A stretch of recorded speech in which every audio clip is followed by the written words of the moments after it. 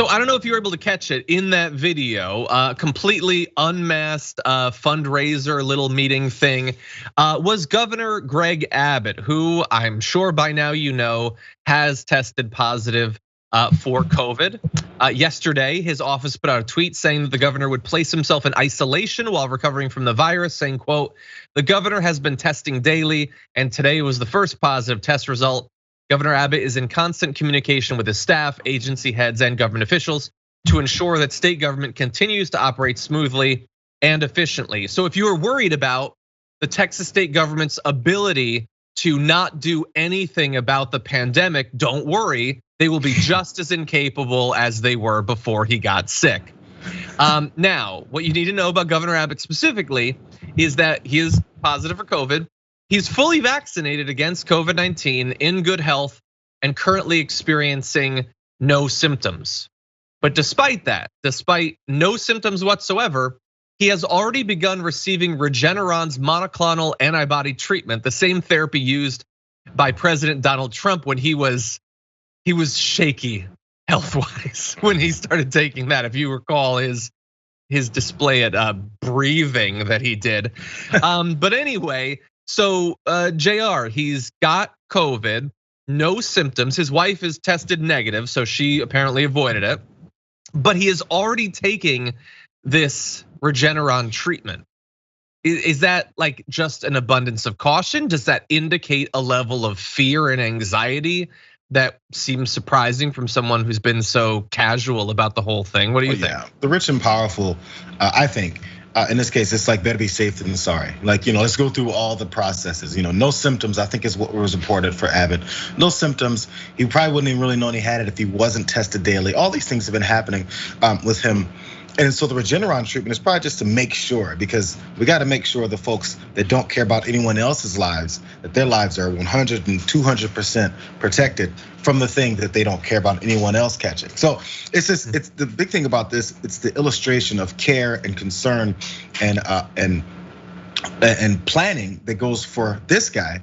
But the lack of care, concern, and plan is supposed to go for everyone else. Yeah, sure, he'll tell everyone, yeah, you should get vaccinated, and moves on and says, by the way, if you're not gonna get vaccinated, just go ahead and spread it. Oh, and if there's anyone who wants to have any kind of mandates to help protect folks that can't get vaccinated or that have that are more, their immune systems are a little, have more issues, who cares? Who cares? Like, what about your freedoms? So it really does show, and we've seen these comparisons all the time, but it gets more and more stark as this spreads more and more. I'm protected, but F you, you don't have to be protected. And also the people around you that would have issues to protect themselves, who cares about them too? It's just, we're seeing the levels of care that come for one group of people, one class of people in our country versus another. Yeah, no, you're 100% right. And look, I know people in the chat right now are speculating that maybe he's much sicker than they're saying, which, look, that's possible, but he is fully vaccinated. And as we continually say, that does mean that you generally are gonna have a much milder case. So until we see evidence of it, or if he literally doesn't appear in public for the next 3 weeks really suspiciously, right, I'm gonna assume that he's doing pretty well.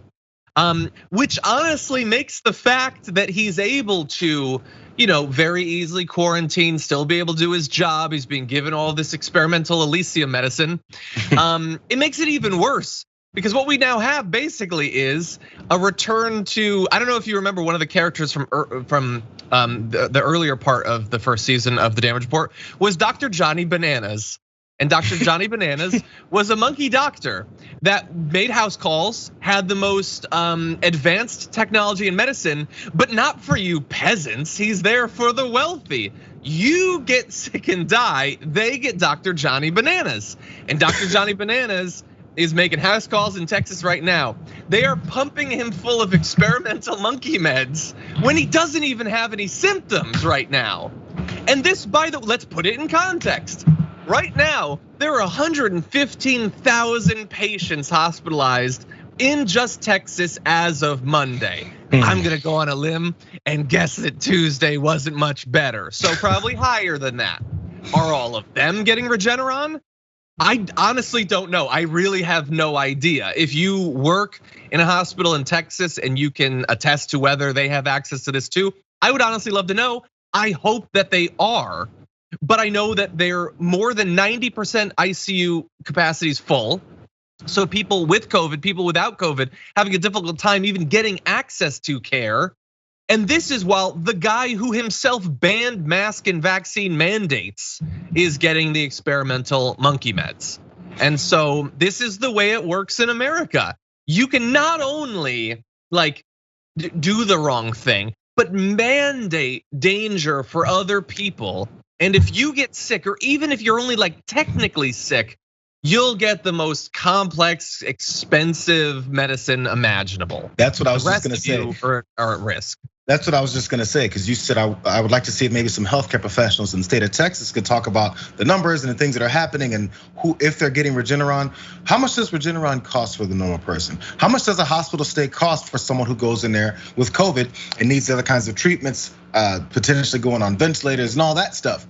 What goes in, what hospital costs do you leave with? Is this all free? Is this all covered under some kind of healthcare system, this COVID healthcare system that's been put in place, an intricate system so that we can make sure everyone that goes in there and receives all this experimental treatment, or even to a certain degree, proven treatment, if all that goes in and happens, is it free? Do you walk in and sign off a paper and the hospital goes, yeah, we've got loads of this stuff, anybody come in and get some? Because that's how hospitals and medical professionals work in this country, right? Anytime you receive something, you get it for free, right? You can walk in and you go, here, you guys got to treat me, I'm gonna die. And they go, yeah, sure. Don't worry about the cost. Just, hey, we have a bed for you right here. Which television program would you like to watch? Oh, Regeneron, sure, have a cold glass full. It's free. No, that's not how this works. Well, I definitely don't think the glass full is how it works. That's true. Look, I'm trying to find out. It's saying, there was a report in Forbes late last year saying $1,500 to $6,500 per treatment, but God only knows if they've been. First of all, that's a massive range. But have they been able to get the price down? How many treatments does one person have to go through? Is he individually paying for this through an abundance of caution, or is the state paying for a guy to get medicine that supposedly he doesn't require? Anyway, it's just, all I know is that we are not the only people that is pointing this out. I want to give credit to Jessica Cisneros, once again running for Congress down in the Rio Grande Valley, saying all Texans deserve the health care Governor Abbott is receiving. And that is 100% true. Again, I cannot say in Texas or in other states how easy, how affordable access to something like Regeneron is, but I am not shocked that he gets access to it without seeming to need it at all. Absolutely. And by the way, the whole line, this is why we know that there's no cost out of pocket for him. That last line, Governor Abbott is in constant communication with staff, agency heads, government officials to ensure that state government continues to operate smoothly and efficiently. So for the purpose of making sure that the head of the state is still in place and not getting sick or sicker or whatever the status is, he's gonna receive this for the sake of the state running smoothly. So why would we charge him for the sake of the state? We need him. So no, hell no, he's not coming out of pocket. You know what would help the state run smoothly? People being vaccinated, people wearing masks. Do we want our schools to run smoothly? Do we want our police officers and our prison guards to run smoothly? I don't know why. I don't know how much the Regeneron is, if it's 1,500 or 6,000, but I know that masks are cheaper. I know that vaccines are cheaper. It just doesn't prioritize those to the same extent.